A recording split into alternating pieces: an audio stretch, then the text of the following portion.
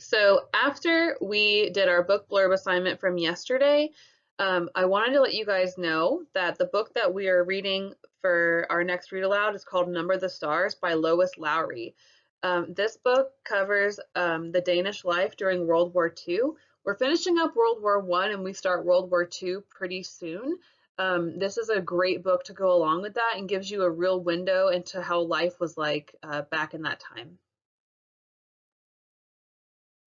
So one thing I want to preview with you before we begin reading is the setting. So the setting, or where the story takes place, is in Copenhagen, Denmark in 1943 during World War II.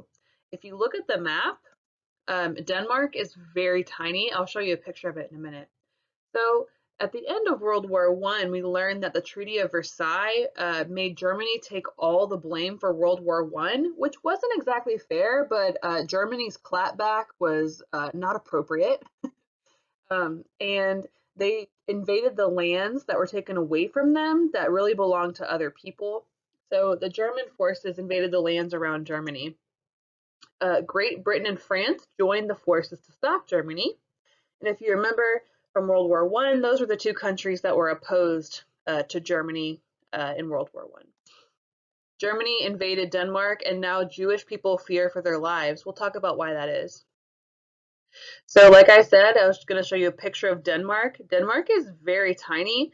I think it's even smaller than our state of Georgia. So Denmark is very small on the end of Germany. So it's kind of isolated. Across, you can see Sweden, and that'll come into play in the novel as well. So the Germans, you probably know who that guy is. That's Adolf Hitler, and he was the leader for the Germans. He believed that German people were members of a master race that should take over the world, which is very racist. And he led the Nazi Party of Germany. So the Nazis, who are these people? They believed that Jewish people were the most dangerous race alive, which is kind of confusing maybe to you, but that's what they believed. They wanted to get rid of all the Jewish people in the world. And in 1938, over 1,000 synagogues were burned and 30,000 Jewish people were arrested. So a synagogue is a Jewish place of worship. So if you're a Christian, your place of worship is church. If you're Buddhist, you might go to a temple. That's just where Jewish people will worship, which is a synagogue. And then 30,000 of them were arrested. They were arrested just for being Jewish, which is not illegal, but you know, back in that time, that was what was going on. Very scary. So Jewish people began to flee Germany or run away. So the Nazis took over Europe. The Nazi Party created concentration camps, which are work camps with horrific conditions for Jewish people. As the Nazi Party became more powerful, they captured more and more countries and more Jewish people. And I'll show you that link a little bit later. We're not going to go into the deaths by country just yet. So the concentration camps were essentially killing centers where Jewish people and other groups of people that the Nazi Party was against were murdered. It was very awful. So Denmark and the Germans, that right there is a menorah, in case you're not familiar with what that is. In 1940, the country of Denmark was captured by the German Nazis. There were 8,000 Jewish people living here at the time. There were also about 1,500 Jewish people who had fled to Denmark in the early 1930s, so they could kind of feel the storm brewing, and then by 1940, the Germans had arrived.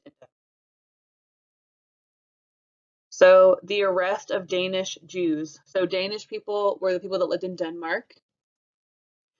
In 1943, when the Danish people heard that the Germans had decided to arrest and imprison Jewish people, they formed the Danish Resistance. Finally, many of the Danish Jews decided to flee Denmark. If you are a Harry Potter fan, the Danish Resistance can be compared to the Order of the Phoenix. It was like a secret society that opposed oppression and things like that. And they help people. So Denmark's flee or escape. So I'll show you that video on Canvas a little bit later.